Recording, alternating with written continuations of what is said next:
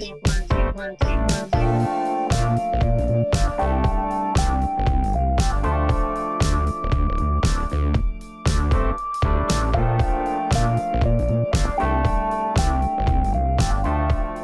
from Tokyo, my dear friends. This is Daisuke, and I very much hope that this video finds you well and in very good spirits wherever you are in the world. And today, if you don't mind, I would like to continue on with the great viewer questions that you so very kindly submitted to this channel a few months back. So thank you so much once again for that, my dear friends. Dear friends, thank you so much. And that brings us to the next question, which is from Patrick Touma. So hello, Patrick. I hope this video finds you well. It's always nice to hear from you, and I enjoy our conversations. And you say, hello, what is a movie that you used to hate but have grown to love? Furthermore, what is a movie that you loved in the past but now really dislike? Thank you very much, Patrick, for these questions. Really thank you. Yeah, this is a very good set of questions because it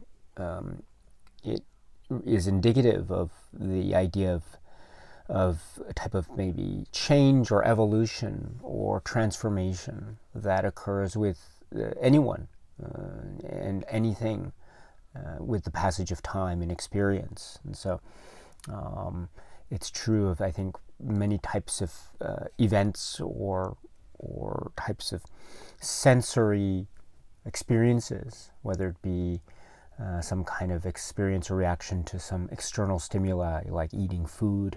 Maybe there are foods that one had as kids that one didn't like, but now as adults one likes the flavor of, and maybe vice versa is true. And certainly that's true for any other type of external stimuli, such as cinema and the experiencing of watching cinema. So in that vein, my friends, let's see. Let me start with the second question first, which is a movie that I maybe was really into before. I wouldn't say that I dislike it now, but I certainly can say that I really enjoyed it as a kid.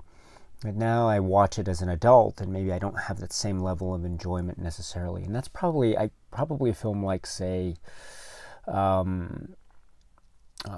Indiana Jones and the Temple of Doom. Maybe I can point to that one. When I was a kid, I really loved that film. And I actually remember, I have memories seeing it in the theater, in fact, and just being totally taken aback. And I was traumatized by one particular scene involving a hand reaching into something. Let me put it that way. So that was very shocking to me as a kid, and that was in 84, I want to say. And so if that's the case, I would have been 5 or something when I was a kid watching that. So that was but it was really exciting because it was Indiana Jones and it was this adventure, and I was a kid, so I could maybe identify with the adventure of the character of Short Round, for instance, and I could, it was that idea of that fantasy of playing along, having those imagination, or using one's imagination to imagine one being in the same situation. So that was a type of way in which I think we could stand in, or I as a kid watching the film could stand in and fight alongside Indiana, that sort of role playing and imagination and games. And so that was something that I enjoyed.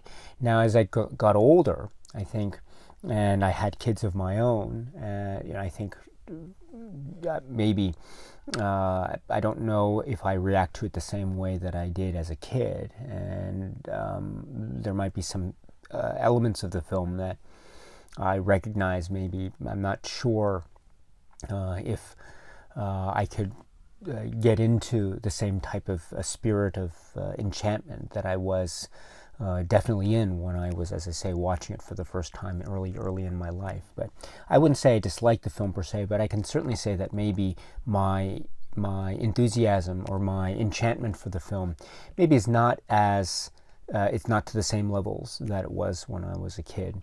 But that might be one example. Now, to turn the attention to the first question, which is a film that I used to hate but now have grown to love. Again, I'm not sure if hate is the word I would necessarily use for answering it in my subjective experience per se, but I understand the nature of the question, and so maybe I've mentioned, I'll mention a couple of titles here. So first I've mentioned the Fellini film 8.5 a number of times, and how I wasn't into it when I first saw it as a teenager, and maybe I admit I didn't understand what was going on. And then I watched it sometime later in my life, and I absolutely adored it. And I think that had a lot to do with my own maybe life experience at the time.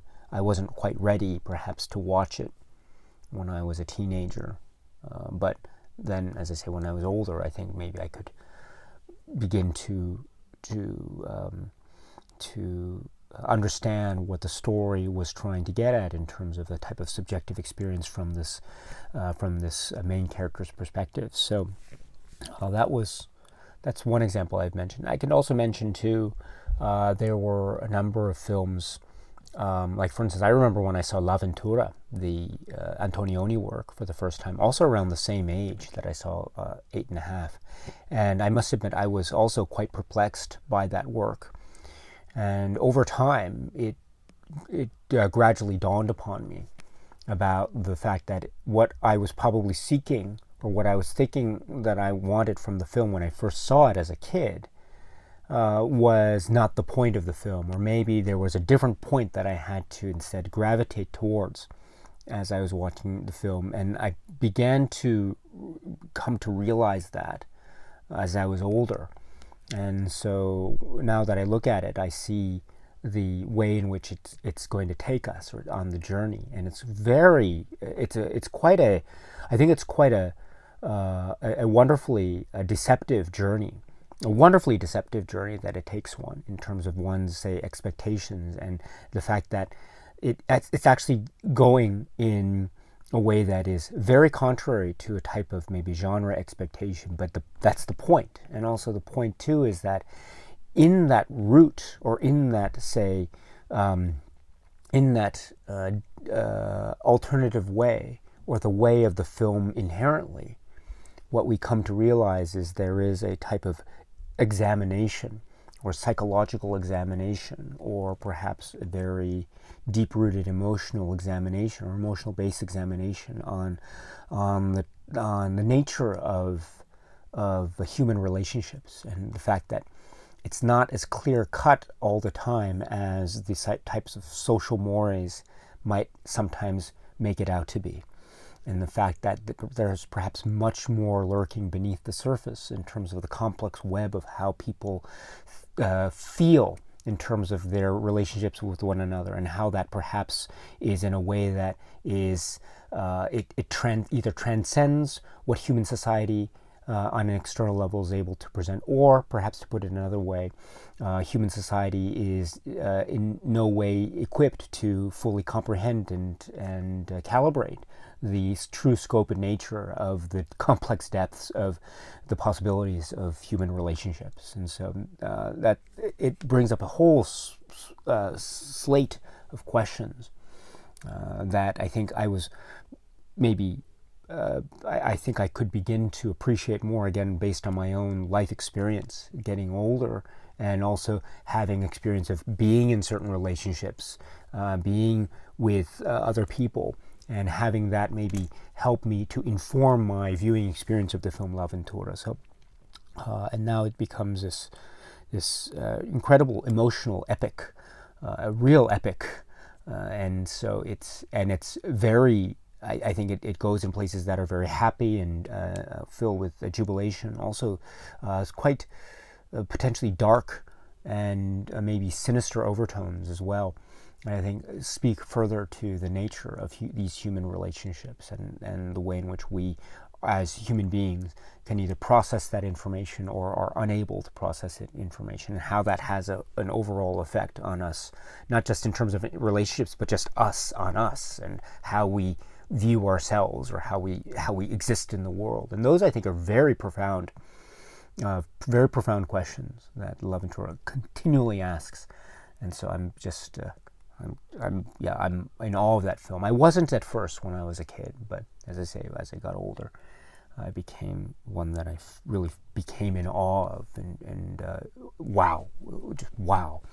And then maybe another film that I could mention too would be, I've mentioned this before, but when I was a kid and I saw the film on VHS tape, it was Star Trek: The Motion Picture.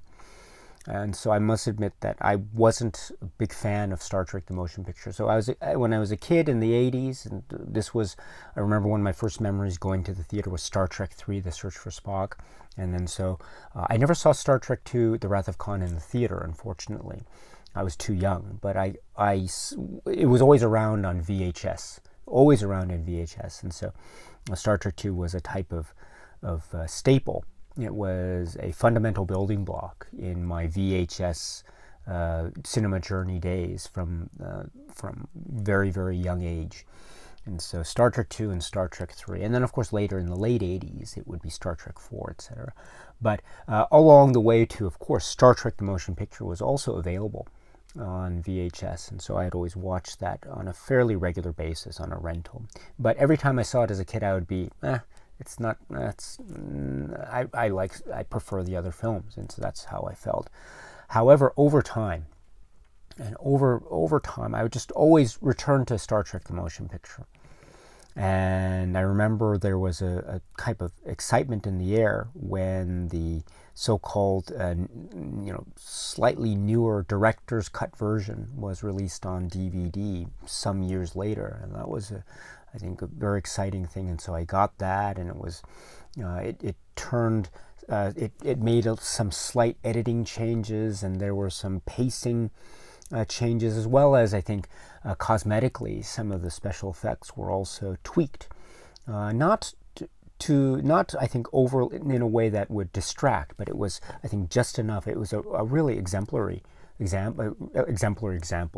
It was really exemplary of this type of post-release work that is possible in terms of enhancing or making a new version, a so-called enhanced version of an already released film. And I thought it's great. It's a great release of the film, and it started my gradual reappreciation and reassessment of Star Trek: The Motion Picture. And then I would still return to the the pre-director's version release. And as we know, with current Blu-rays and intellectual property rights, I think the Blu-ray versions are the non-director's cut version. But still, that is, I think, really, that's okay. It's not just okay, it's great, because this is just, it was a step along the way of my gradual reappreciation of Star Trek: The Motion Picture to now, where I think Star Trek: The Motion Picture is absolutely brilliant from start to finish. It is absolutely brilliant,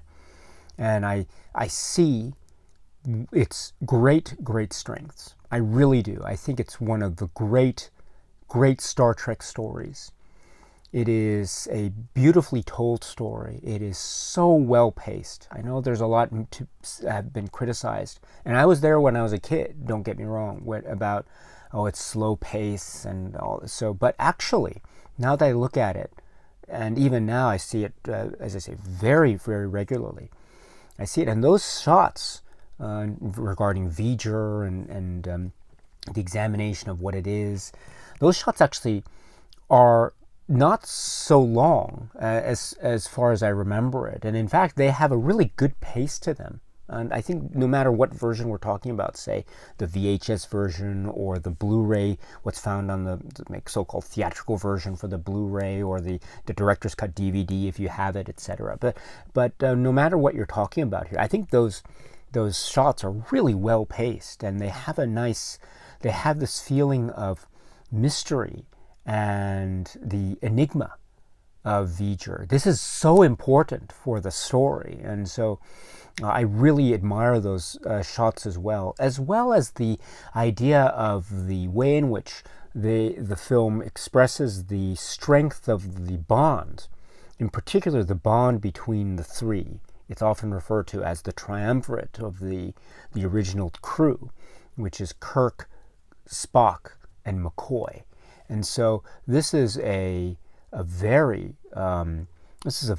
great film, and I love how it expresses the strength of the triumvirate. Also, I must say too that it has, I think, that opening sequence with the Klingon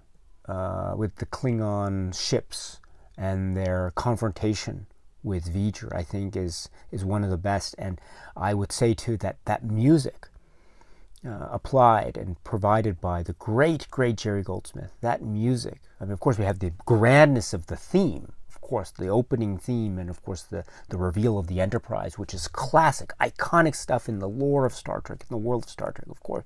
But that music for the Klingon confrontation of V'ger that opens the film, wow. And there's a particular moment in the music where there is a